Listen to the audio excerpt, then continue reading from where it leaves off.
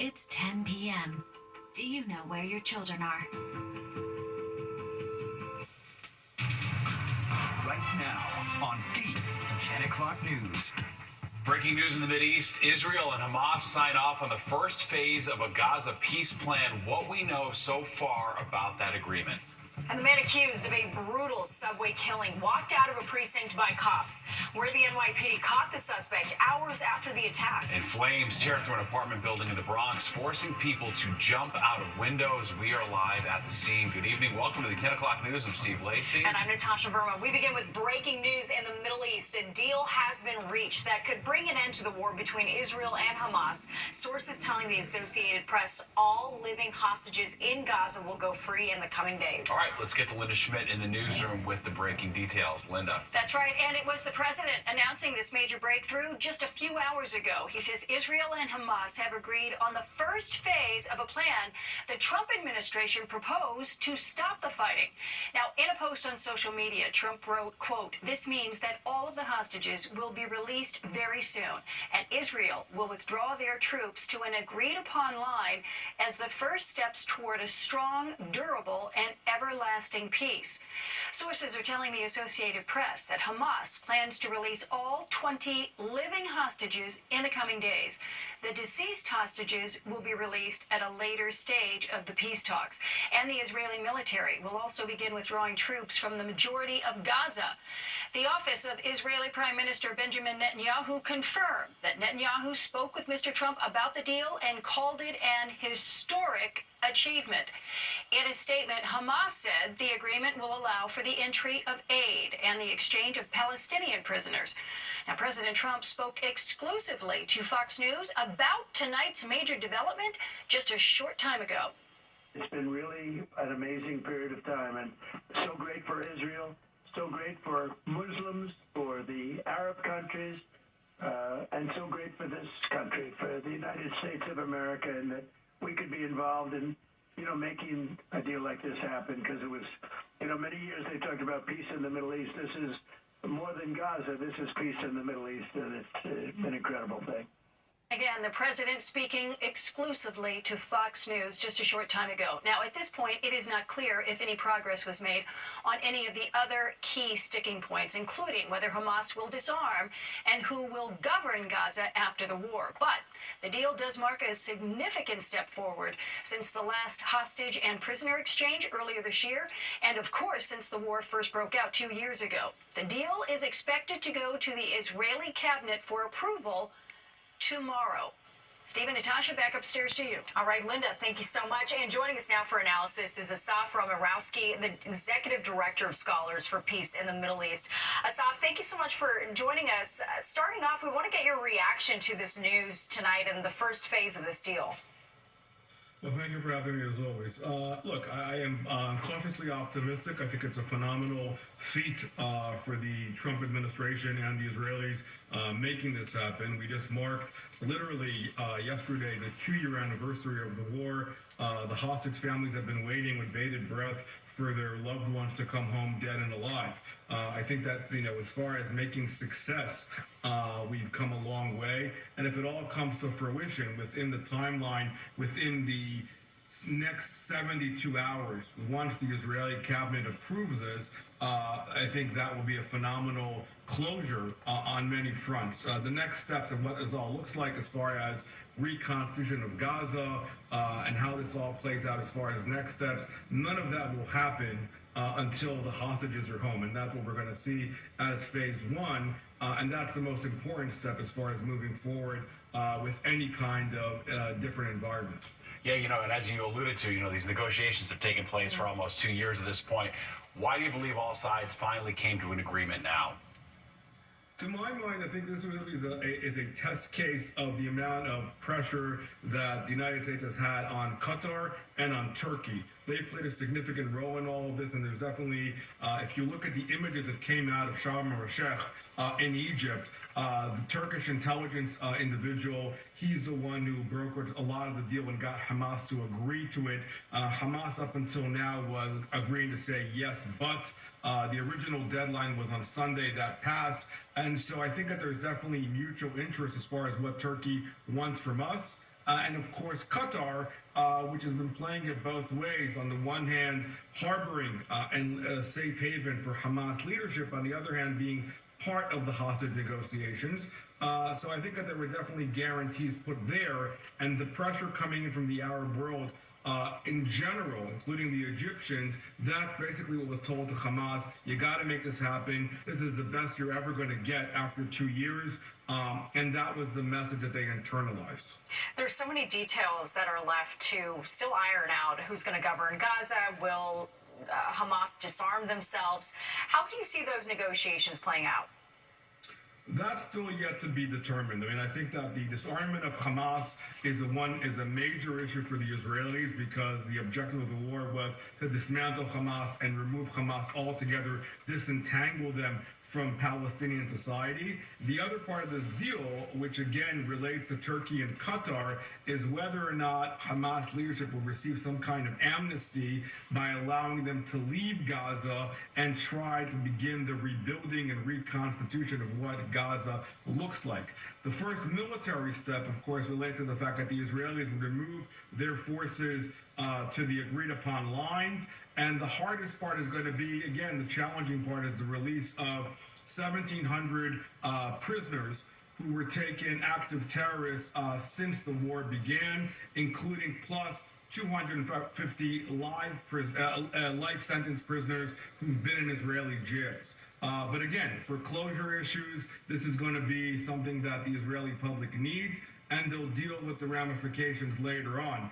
It's yet to be seen where it's all going, but again, aid will come in a different environment. But to my mind, to rebuild Gaza altogether, Hamas needs to be out of the picture, and that's going to be something that there's going to be a lot of back and forth as far as what role they play and what other Palestinian factions can play into this in lieu of Hamas. Yeah, thorny negotiations, no doubt, but certainly promising developments tonight. Yeah. Asaf Romarowski, we appreciate it. Thanks so much. Thank you. And a developing story now in the Bronx. A fire ripping through an apartment building, injuring 12 people. Yeah, you can see video showing people fleeing from the flames on a sidewalk shed. Fox 5's Jessica Formoso is live in the Fordham Heights section of the Bronx with the details tonight. Jess. Steve and Natasha, really some frightening moments here. Fire broke out in one of the apartment buildings on the 3rd floor. You guys can take a look at the damage, the windows blown out. Really a dramatic scene. Children trapped inside. Good Samaritans jumping into action. They did not wait for the fire department to arrive. They went up the fire escape. One man battling the smoke was able to get inside the apartment and pull 2 children out. Oh, God! Oh, my God! There's one more kid! Citizen app video shows the moment flames burst through that window. You can hear residents screaming, saying one kid is missing. According to authorities, the fire broke out just after 4 p.m. at this apartment building on the corner of Ryer Avenue and East 181st Street. A dozen people were injured, including children.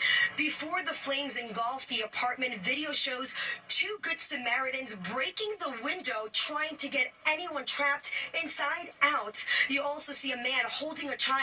That man and his friends, we are told, saved 2 of the 3 children who were trapped inside that apartment. They had minutes, if not seconds, to grab the kids and get out before the flames ripped through the apartment. The man and child escaped through the window onto the scaffolding, as you see there. According to the FDNY, the 3rd child was rescued by firefighters. 12 children were injured, including 9 children.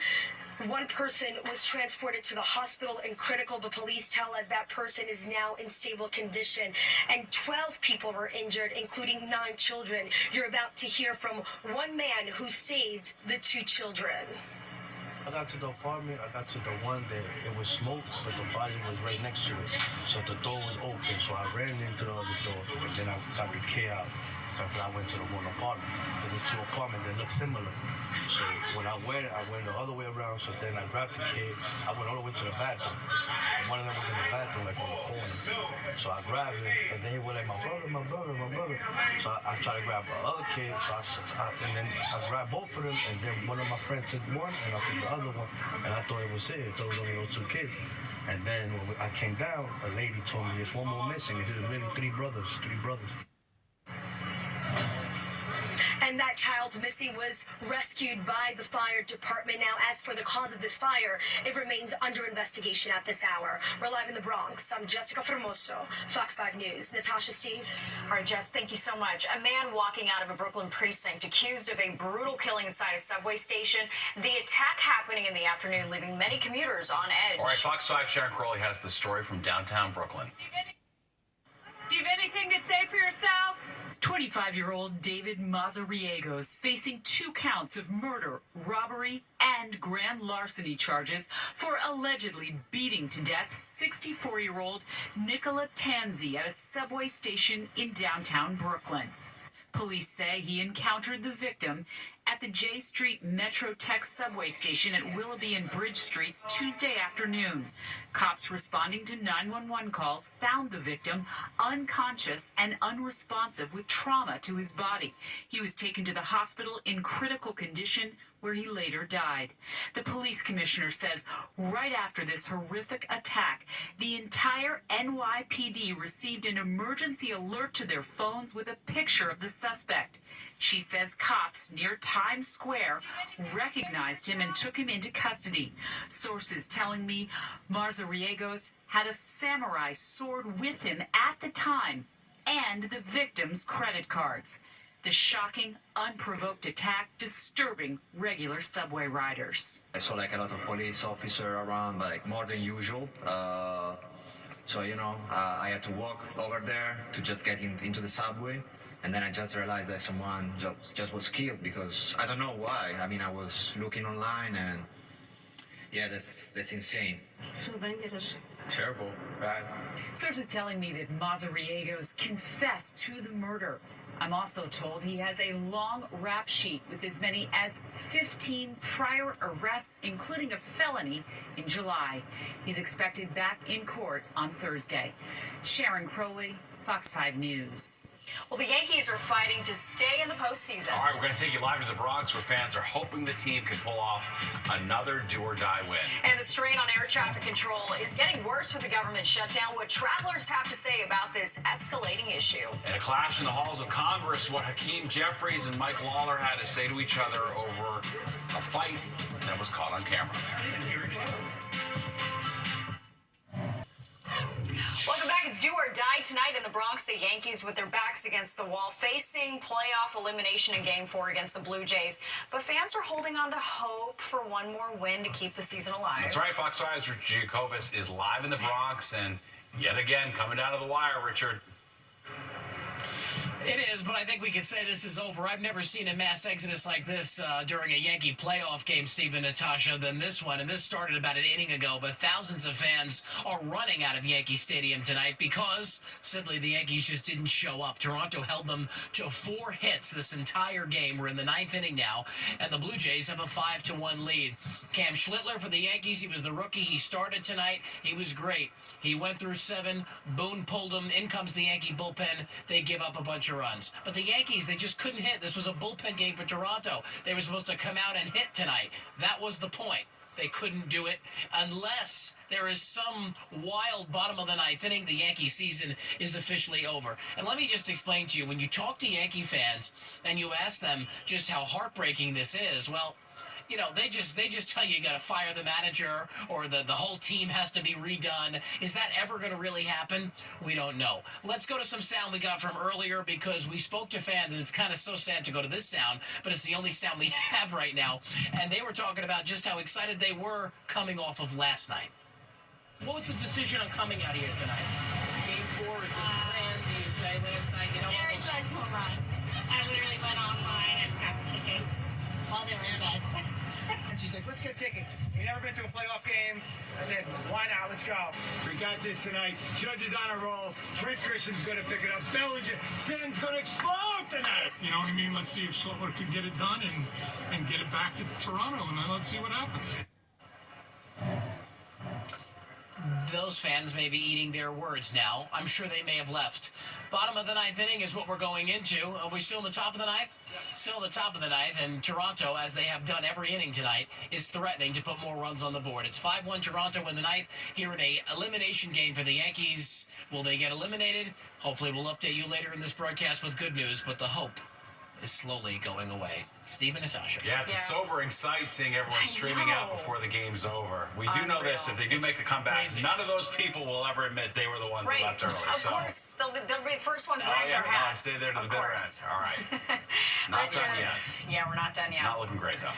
No, Richard, thanks. And let's take a live look outside. It's officially time to put away those summer clothes. The warm start to fall is coming to a bitter end. Yeah, October 8th. It makes sense, Nick. It was about time. It really was. But we had a great run, didn't we? So hopefully you did take advantage of that. But we're already cooling down into the 40s at this hour. By Poughkeepsie, they're 47. 57 in Sussex. Still low 60s around town. They're back to the mid-50s. Jersey Shore out onto the island. Upper 50s there, back towards Allentown in Pennsylvania. Northwest wind is going to usher in that cooler air overnight, and it's going to be a little bit breezy at times, averaging about 10 to 15 miles per hour or so. As we take a look at the big picture here, again, the sky has gone mainly clear, and it's going to stay that way tonight and for a couple of days. Why? We'll take a look at the wide view. The cold front that came through is now way offshore, and it's dry from here all the way back to the California coast just about. But what you can't see here is, because it hasn't developed yet, is the potential for a coastal storm off the Carolina coast, and that's going to come up the coast over the weekend, and that will be our problem for Sunday into Monday, maybe even into Tuesday. But no problem tonight, except it gets cooler, and into tomorrow we'll have sunshine coming up in the forecast. Overnight we're going to drop down to about 36 in those cooler spots northwest, about 40 North Jersey into the Hudson Valley, and high 40s in the city and along the coast, about 50 or so down the Jersey Shore. Tomorrow, we'll be lucky to get about 60. We'll get out of the 50s in some of the areas to the north, and that's something to keep in mind as you go into that forecast as well. And then the real chill gets in here. Friday morning, it'll be in the 40s in the city, upper 20s, low 30s in the suburbs. We have a freeze watch covering all the northern suburbs for tomorrow night into Friday morning. We do get into the higher 60s, though, again by Saturday. And more of the 10 o'clock news after this timeout. The government shutdown crossing the 1 week mark. Congress still in a deadlock with dueling bills to reopen the government, once again failing in the Senate. All right, Democrats want a bill that includes several health care provisions. Republicans say they will not negotiate health care funding until after the shutdown ends. The budget standoff turning heated in the halls of Congress. House Minority Leader Hakeem Jeffries and New York Representative Mike Lawler caught on camera in this confrontation. From your boss? Why don't we sign on right now? Did your boss Donald Trump? You can easily extend the ACA right now. Donald Trump? He's not my boss. Yes, he is. No, he's not. By the way, so let me ask you a question. Why did you vote to shut the government down? Why did you vote to shut it down? Let me ask you a question. For years, you always lectured about how we need to keep the government open. You're making a show of this to make yourself relevant. It's head. You can easily sign on to this. You're embarrassing yourself right now. You can sign on to this. The only embarrassment here is you can sign on to the bill. You have 4 Democrats on here. Why don't you sign on to it? Let me ask you a question. It's a clean extension. I'm here. The 7th vote expected tomorrow on both the Republican and Democratic bills. And the shutdown is creating issues for air traffic control across the country. The FAA reporting staffing issues at Newark Liberty International Airport. Yeah, travelers on edge. They tell our Kendall Green they're worried about safety. Rita and Warren Klopp admit they were stressed ahead of their flight Wednesday. And when you get these announcements, then you're just not sure. Now you get to the airport, are you going to make your next flight? We're in the 2nd week of a federal government shutdown, but just days into its effects on airports. Antonian Gill's just relieved. She made it back to Newark from Austin. Not knowing what to do and then calling out and saying that they were sick even though they weren't. Earlier this week, during Transportation Secretary Sean Duffy's visit to Newark, he shared a shortage of air traffic controllers were already putting a strain on airport operations. This shutdown has put way more stress on our controllers. Now flight delays and cancellations add more concern for travelers, unsure if their flights will take off on time or take off at all. Now that you have the government shutdown, now you've got people who are still going to be working. And, of course, the numbers are very, very small when it came to what is supposed to be happening. And now you're asking them to do the job with no pay. And those conditions have taken their toll, not just on overwhelmed air traffic controllers, but passengers dealing with the results. Scale of 1 to 10, how stressed were you about how things were going to go? Probably about 8. That same anxiety felt at airports in Denver, Nashville, Chicago, and right here in Newark, where experts predict the strains will only worsen until the federal government's back in commission. A few things customers can do to avoid any unexpected turbulence. Check the FAA's website before you head to the airport for more time to adjust if necessary. If your flight's delayed or canceled, contact the airline's customer service department directly. Also, check whether your airline has a partner airline with a similar flight available you can take. Lastly, if you decide not to fly, request a refund. Now, a travel expert shares those who are understandably hesitant about flying. If you can drive from where you are to where you're going in less than a workday, you should probably consider driving for now. That's the latest here in Newark. Kendall Green, Fox 5 News. Well, heated exchange between the candidates for governor of New Jersey. How Jack Ciattarelli and Mikey Sherrill described their vision for the Garden State during the final debate before the election.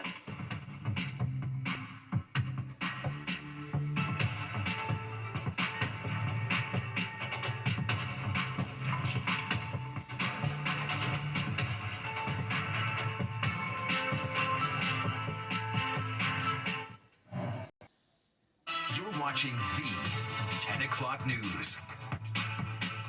Breaking news tonight, a deal has been reached between Israel and Hamas that could bring an end to the war.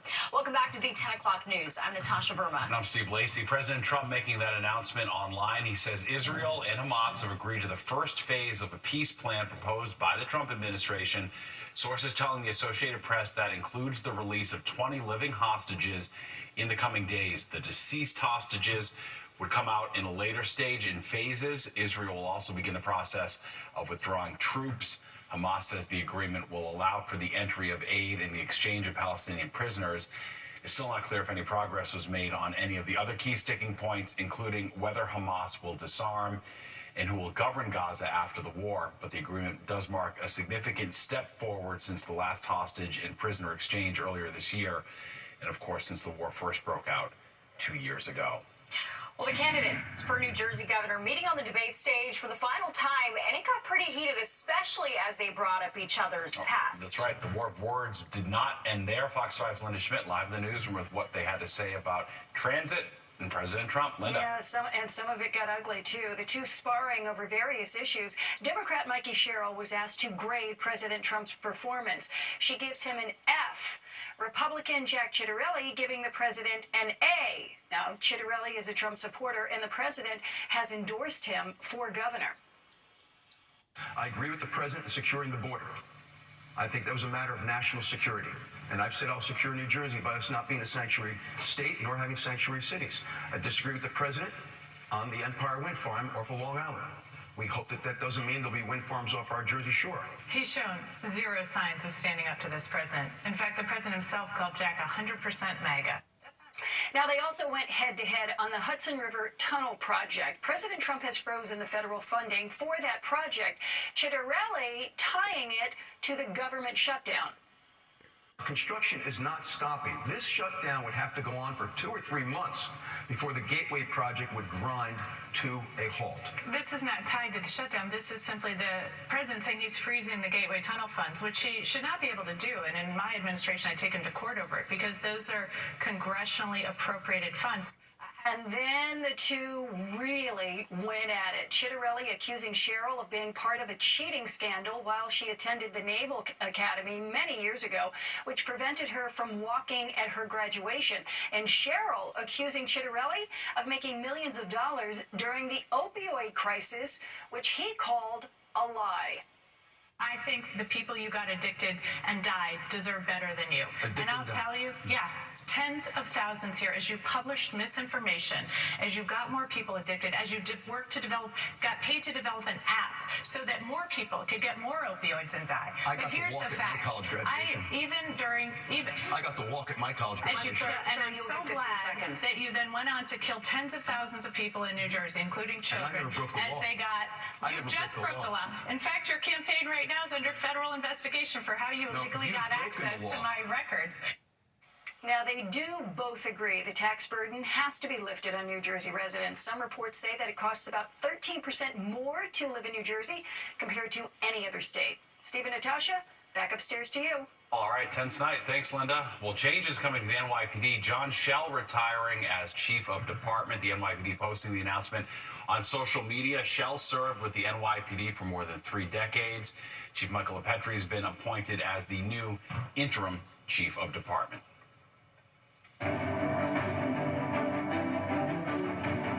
All 3 candidates running for New York City mayor together in the same room this morning. They talked about the city's economic future at the Crain's Mayoral Forum. Democratic candidate Zohran Mamdani highlighting his plan to provide free bus service. It's the MTA being a state agency. The The city controls the streets of the city. The city determines the speed by which buses will actually travel. And right now, they're the slowest buses in the country. They're traveling at an average speed of 8 miles an hour. And for all of the focus on the economic relief and the public safety relief, what we sometimes miss are the larger economic benefits to productivity if we were to have buses that were fast and free. Republican candidate Curtis Sliwa says he's been talking to former Governor George Pataki about who he should use to staff his administration. Sliwa also slammed congestion pricing. Already, there's a depleted number of Jersey residents coming in to enjoy the benefits of shopping, going to the theater or restaurant. If Jack Citarelli gets elected, and it's a close election, he is going to retaliate with a commuter tax against people leaving New York. Independent candidate Andrew Cuomo slammed Mamdani's corporate tax plan, saying it would push businesses to New Jersey. He also said he would not close Rikers Island. Writing is on the wall. It promises to be New York City's big ditch. It is already years late, billions over budget, and obsolete. We should rebuild new state-of-the-art jails on Rikers Island, provide free bus service, and use those existing sites for housing and commercial development. Election Day is just 27 days away. Fox 5 celebrating Hispanic Heritage Month. From doctors saving lives to international music superstars, Lisa Evers is highlighting the Hispanic community and street soldiers.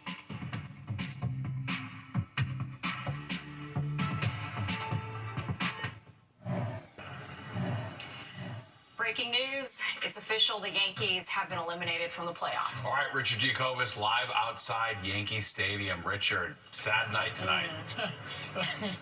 It is a very sad night. So for the first time in 9 years, the Toronto Blue Jays will move on to the American League Championship Series while the Yankees pack up and go on a much-needed few-month off-season. So let's show you this crowd, the 45,000-plus exiting the stadium. I'd say probably about 30 to 40% of them left in the 8th inning. But whoever was left, whoever decided to wait this out, is now going to be sitting in a lot of traffic as they leave. And for what?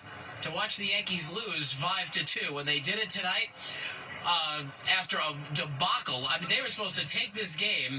We have some fans coming up here now. I have to be careful here. They were supposed to take this game from a Toronto bullpen tonight. The Yankees had Cam Schlittler on the mound, who was great for them for 7 innings. But this is what everybody said. The Yankees fans are just going nuts here.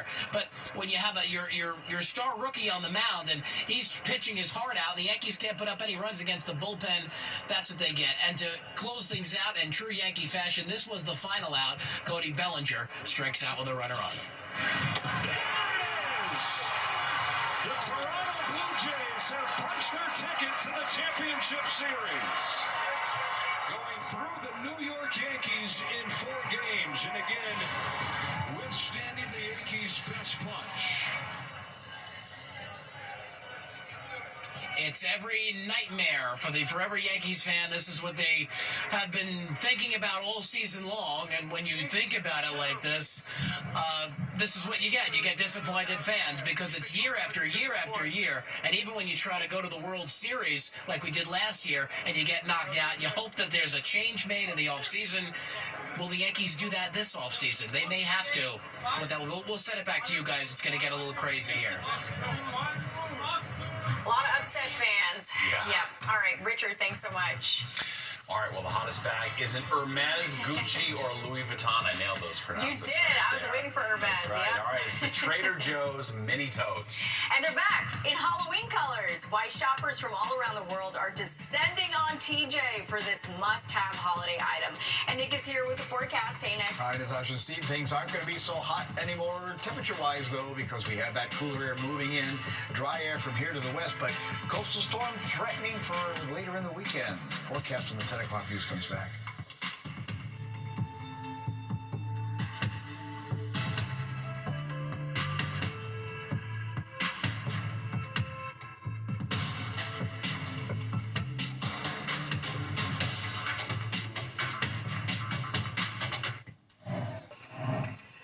Welcome back. Trader Joe's once again going viral for their cute mini totes, and these ones have a Halloween twist. All right, Fox 5's Meredith Gorman shows us these wicked new bags.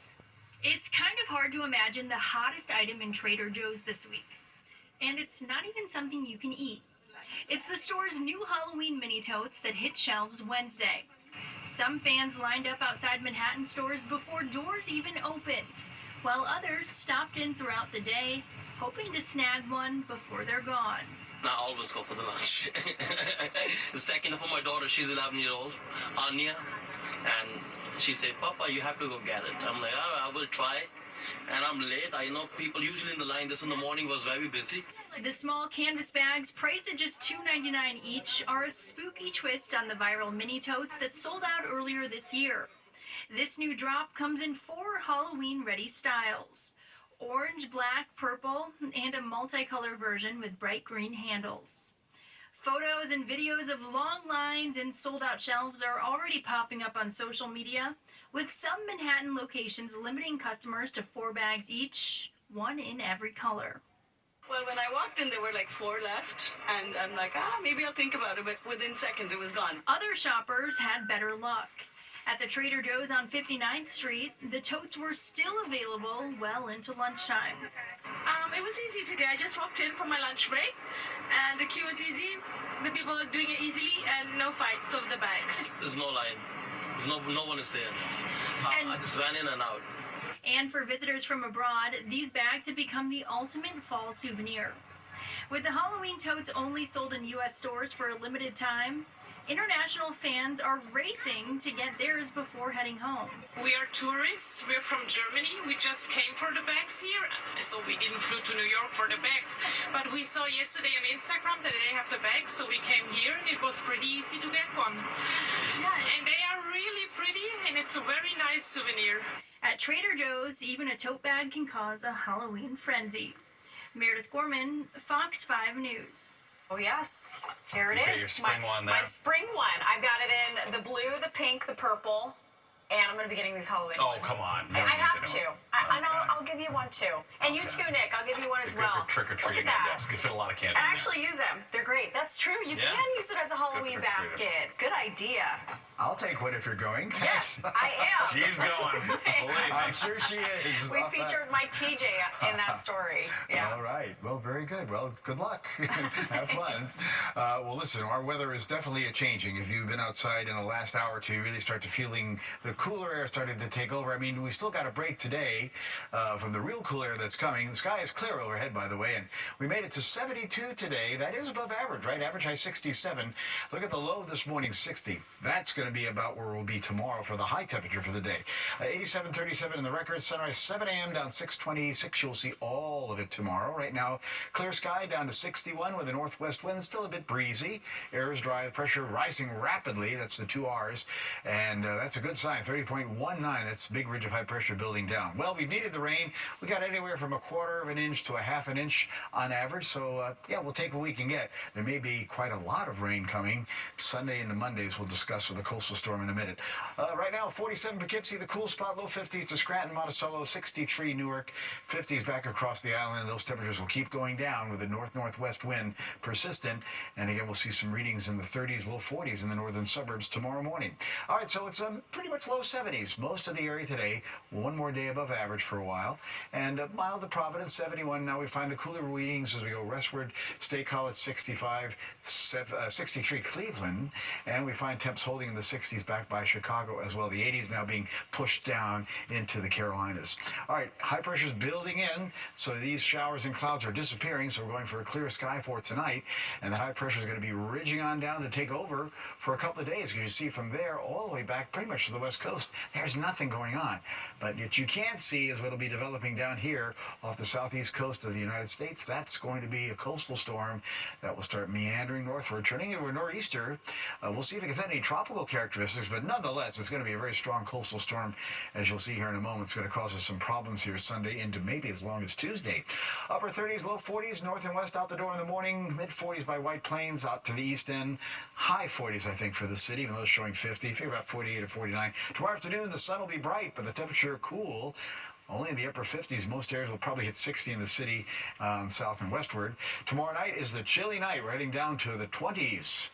believe it or not, and below freezing there in North Jersey and mid-40s around town, so definitely we'll need the heavier coat by then. And we'll be back to the lower 60s on Friday. Looks like a nice day again with lots of sunshine coming up. But Thursday night into Friday morning, all of our northern suburbs here are covered up by a freeze watch, so be prepared for that. All right, let's talk about this coastal storm. So here's Sunday morning. The rain overspreads the area, and here comes the storm, pushing in a strong easterly wind. At times, you'll see gusting maybe 40 to plus miles per hour. That's going to cause some coastal flooding as well. But notice the storm just going to kind of meander here into Tuesday. So that may still be a problem with that storm. Now we'll take a look at the European model. This one showing almost the same thing. Potential for very heavy rain, high wind, coastal flooding, the wind pushing the water up against the coastline. And that, again, could last on into Tuesday. So some problems definitely in existence for that. We could expect, again, some heavy rain, maybe some flash flooding. Winds could be 20 to 40 plus, maybe gusting to over 60 miles an hour in parts of Long Island. And coastal flooding also a big threat. 49 tonight in the city, 30s to low 40s in the suburbs. Still a bit breezy. Tomorrow, the sun will rule, but the temperature won't move much. About 60 the high tomorrow afternoon. Still a bit breezy as well. All right, on Friday, chilly in the morning, mid-40s in the city, upper 20s in some suburbs, 63 in the afternoon. Sun and clouds, 68 Saturday. Then the rain and the wind take over Sunday, probably Monday, maybe even a part of Tuesday. So that'll be a pretty bad stretch of weather. We'll have to update you on that tomorrow. And we'll have more of the 10 o'clock news after this timeout.